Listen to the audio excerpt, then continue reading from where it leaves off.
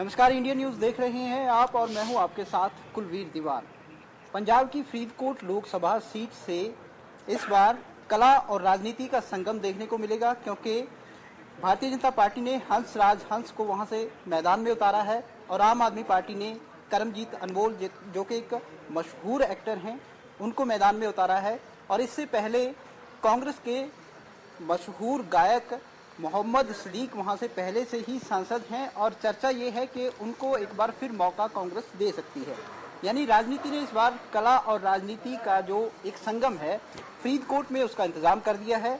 फिलहाल मेरे साथ करमजीत अनमोल हैं, जो कि आम आदमी पार्टी के फरीदकोट से उम्मीदवार हैं और एक बड़े कलाकार हैं। बहुत बहुत स्वागत है अनमोल जी आपका। थैंक यू दीवान जी। शुभकामनाएं आपको। Thank you sir. कला का कला के साथ मुकाबला होगा। जी जी।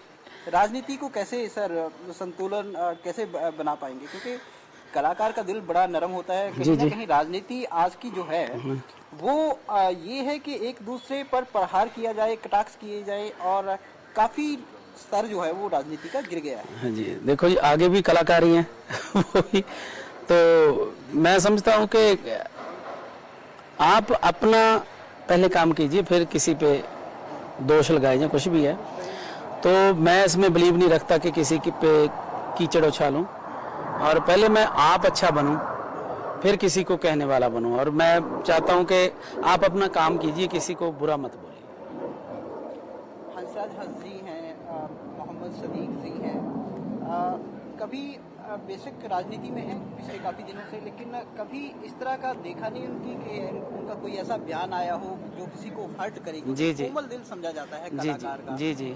अब आप भी इस मैदान में उतर आए हैं। जी जी। तो क्या ये समझा जाए कि जो राजनीति का पूरा माहौल पूरे देश में होगा लोकसभा चुनाव में, फरीदकोट में वो नहीं होगा? फरीदकोट में बड़ा मीठा मीठा एक माहौल जो है वो होगा। नहीं, बिल्कुल जी, मैं तो उनकी बहुत इज्जत करता हूँ, दोनों की, और मेरे से उम्र में भी बड़े हैं, तजुर्बे में भी बड़े हैं और रुतबे में भी बड़े हैं। और मैं तो कौन हूँ उनको बोलने वाला। और मैं उनकी अपनी पार्टी की आइडियोलॉजी है, हमारी अपनी है। हम अपनी बातें करेंगे, वो अपनी करेंगे, और लोगों को क्या अच्छा लगता है वो लोग करेंगे। तो मुद्दे क्या होंगे? देखिए, सबसे पहला तो मैं पहले भी बता चुका हूँ कई इंटरव्यूज़ में कि मैं एनवायरनमेंट पे काम करना चाहूँगा। वहाँ बहुत ज़रूरी है, आज समय की ज़रूरत भी है, और वहाँ ज़्यादा से ज़्यादा हरियावल हो और दरख्त हो और शुद्ध हवा पानी हो, और इस पे काम करेंगे। लेकिन आम आदमी पार्टी को पसंद किया है आपने, उसको चुना है। 2 साल से आम आदमी पार्टी पंजाब में सरकार में है। आपको क्या लगता है कि 2 साल में आम आदमी पार्टी कुछ ऐसे बड़े काम कर पाई है? देखिए, आप ज़्यादा समझदार हैं मुझसे और इस फील्ड से बिलोंग करते हैं, आपको सब पता होता है। और पुरानी सरकारें जितनी भी आई हैं, आप देखो, कोई भी गारंटी देती हैं, कोई भी वादे करती हैं, तो वो वादे जब गवर्नमेंट के आखिरी 6 महीने रह जाते हैं तब पूरे करने शुरू करते हैं, वो भी एक आध के आगे वोटें बटोरनी हैं। तो ये पहली आम आदमी पार्टी की सरकार है जिसने, जब सरकार आई उसके पहले 6 महीने में गारंटी देनी शुरू कर दी, चाहे वो बिजली का बिल हो, चाहे वो पानी की बात हो, चाहे वो नौकरियों की बात हो। और जैसे पहले जो नहरी पानी था 40-45% लोग यूज़ करते थे, तो अब 2 साल में 70% तक वो यूज़ होने लगा, और जिससे कि इतना लोगों को अच्छा लगा कि उसमें एक तो पानी की बचत भी हो रही है, जो धरती का हेठला पानी है, और दूसरा जो नहरी पानी होता है वो खेतों के लिए, हमारी फसलों के लिए अमृत जैसा होता है, क्योंकि उससे पैदावार भी अच्छी होती है और धरती भी अच्छी होती है वो पानी से जब सिंचाई होती है। तो ये जितने भी काम किए हैं लोग बहुत खुश हैं मान सरकार से, तो और उसका भी मुझे लाभ मिलेगा। तो राजनीति में झुकाव जो हुआ है, क्या आम आदमी पार्टी की सरकार के काम काज से, जिसकी वजह से आपका झुकाव जो है राजनीति की तरफ हुआ? जी बिल्कुल, क्योंकि मान साहब से मेरे कोई आज का नाता नहीं है। हम जब +1 +2 में पढ़ते थे तब की यारी हमारी दोस्ती है। तो वो पहले दिन से, चाहे वो 17 साल की उम्र में सुपरस्टार थे, तब उनके गानों में, उनकी कैसेटों में, उनके स्किटों में पंजाब के लिए दर्द झलकता था, और जो सिस्टम के खिलाफ आवाज़ उठाते थे वो भगवंत मानी थे। तो इसलिए जो इस पार्टी की आइडियोलॉजी है मुझे अच्छी लगी, तभी इसी पार्टी से मैं लड़ रहा हूँ। अप्रोच पार्टी ने किया था या फिर भगवंत मान साहब की दोस्ती जो है वो आपको लेकर आई है? मान साहब ने किया और पार्टी ने भी किया, दोनों ने ही मुझे। आपकी दिलचस्पी थी पहले राजनीति में? नहीं, बहुत ही ज़्यादा दिलचस्पी नहीं थी। मुझे तो ये था कि हमारे भाई हैं भगवंत मान, जो ठीक है, उनकी सपोर्ट करते रहेंगे। तो इस बार उन्होंने बोला कि मैं तो बोल दिया था कि मेरे पास टाइम नहीं है, भी मैं अपने काम में बहुत बिजी हूँ। तो कहते कि लोगों ने बिजी किया और लोगों के लिए भी कुछ कर ले। तो फिर मुझे भी लगा कि कोई बात नहीं, अगर अपना काम है तो थोड़ा कम कर लेंगे और आधा आधा बांट लेंगे दोनों तरफ। कंफर्टेबल रहेंगे राजनीति में? देखिए, उम्मीद तो यही है, क्योंकि हमारी सरकार है, इसका मुझे बहुत फ़ायदा मिलने वाला है। क्योंकि जो हमारे कॉन्स्टिट्यूंसी में 8 MLAs हैं और उनके साथ रल मिल के काम करेंगे, मिलजुल के काम करेंगे और लोगों की समस्याएं भी हल होंगी और लोगों के काम भी होंगे। तो ये इसका फ़ायदा मिलेगा मुझे। फरीदकोट से बेशक आपको खड़ा किया है, उम्मीदवार बनाया है, लेकिन कहीं ना कहीं पूरा पंजाब जो है वो नज़र में रहेगा, क्योंकि एक राजनेता जो है वो जुड़ा होता है लोगों से। आपको पंजाब की सबसे बड़ी इस वक्त की ज़रूरत क्या नज़र आ रही है? जो मैंने क्या, मैं एनवायरनमेंट बहुत ज़रूरी है। जो क्योंकि अगर एनवायरनमेंट ठीक होगा तो बहुत कुछ ठीक हो जाता है।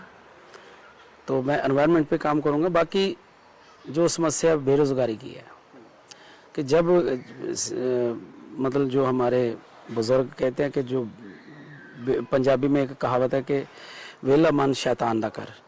जब आप थोड़ा फ्री होते हो तो आपके दिमाग में अलग अलग थॉट्स आते हैं, बुरे आते हैं, अच्छे आते हैं। अगर आप जब बिज़ी होते हैं तो कोई किसी पास ध्यान ही नहीं जाता किसी तरफ, और आप अपने काम में बिज़ी होते हैं। तो सभी को, जो हमारे नौजवान भाई बहन हैं, उनको नौकरियां मिलें और रोज़गार के जो अवसर है वो मुहैया हों, तो मेरे ख्याल में ज़रूरी है। हंसराज हंस जो नाम सामने आ चुका है, हालांकि चर्चाएं ये भी हैं कि हो सकता है कि मोहम्मद सदीक साहब भी दोबारा जो है उनको टिकट मिल जाए, लेकिन फ़िलहाल जो नाम स्पष्ट है वो हंसराज हंस जी का है। आपको क्या लगता है सर कि वहाँ पर हंसराज हंस साहब अपनी पकड़ रख पाएंगे या फिर आप लोगों का दिल जीत पाएंगे? क्योंकि कला के माध्यम से तो दोनों ने जो लोगों का दिल जीता है, लेकिन अब कंपटीशन है राजनीति में। हाँ जी, देखो, हमने मांगनी है अपने जो काम किए हैं उस पे वोट। कि मान सरकार ने जितने काम किए हैं और लोग बहुत खुश हैं और बहुत लोगों से मिला हूँ मैं, और लोग बहुत दुआएं देते हैं कि बहुत अच्छी सरकार आई है, बहुत अच्छा काम किया है। जिन लोगों को नौकरियां मिली, जिन लोगों के ज़ीरो बिल आए बिजली के, और जिनके खेतों में पानी आया, और वो लोग बहुत खुश हैं। और लोगों ने देखना है कि हमारे लिए क्या अच्छा है, कौन सी पार्टी अच्छी है, लोग फैसला करेंगे, वो हम फैसला नहीं करने वाले। फिल्म इंडस्ट्री से जुड़े हैं सर आप, पंजाब में बहुत सारी संभावनाएं हैं फिल्म इंडस्ट्री को लेके, तो यदि आपको जनता चुनती है तो इस दिशा में कौन सा काम करना चाहिए? फिल्म सिटी के बारे में सोच रहे हैं कि फिल्म सिटी हो यहाँ, क्योंकि हमारे पंजाब में बहुत सी शूटिंगें होती हैं, और जब भी कोई फिल्म शुरू होती है तो मेरे ख्याल में 200 परिवार का रोज़गार चलता है एक फिल्म से। अगर यहाँ फिल्म सिटी हो, वहाँ बहुत सारा रोज़गार आएगा। क्योंकि जब बहुत सी चीज़ें ऐसी हैं, कोई जो पशु पालता है, जैसे कि कोई भैंसें हो, चाहे ऊँट हो, चाहे हाथी हो, घोड़े हों, वो भी किराए पे जाते हैं फिल्मों में। इवन कबूतर, चिड़िया, मुर्गियाँ, यहाँ तक के मतलब किराए पे जाती हैं ना। उन लोगों को भी, जो आसपास के लोग होंगे, उनको भी रोज़गार मिलेगा अगर फिल्म सिटी यहाँ होती है। कोई दाढ़ी बनाने वाला होता है, कोई मूछ बनाने वाला होता है, मेकअप होता है, और बहुत सारे इंडस्ट्री, चाहे ट्रांसपोर्टर्स हैं, उनको भी काम मिलेगा। अगर आप सफल होते हैं तो कला को क्या अलविदा कहेंगे, या फिर कला और राजनीति में कहीं ना कहीं बैलेंस बनाकर समय दोनों के लिए निकालना? बिल्कुल जी, बैलेंस बनाकर ही चलना पड़ेगा, क्योंकि कला ने मुझे यहाँ तक पहुँचाया है और कला के जरिए ही आज आपके सामने बैठा हूँ मैं, इस मुद्दे पे बात कर रहा हूँ, है ना। तो वो मेरा जो कहता हूँ मेन कित्ता है, मेन काम है। और हाँ, ऐसा होगा कि पहले मैं किसी को काम के लिए जवाब ही नहीं देता था और महीने में 30 के 30 दिन, 31 के 31 दिन बिजी था। तो अब थोड़ा आधा कर लेंगे काम, अब चूजी हो जाएंगे। तो आधा टाइम राजनीति को देंगे, लोगों को देंगे, और आधा टाइम अपना, क्योंकि मेरी रोजी रोटी तो यही है ना।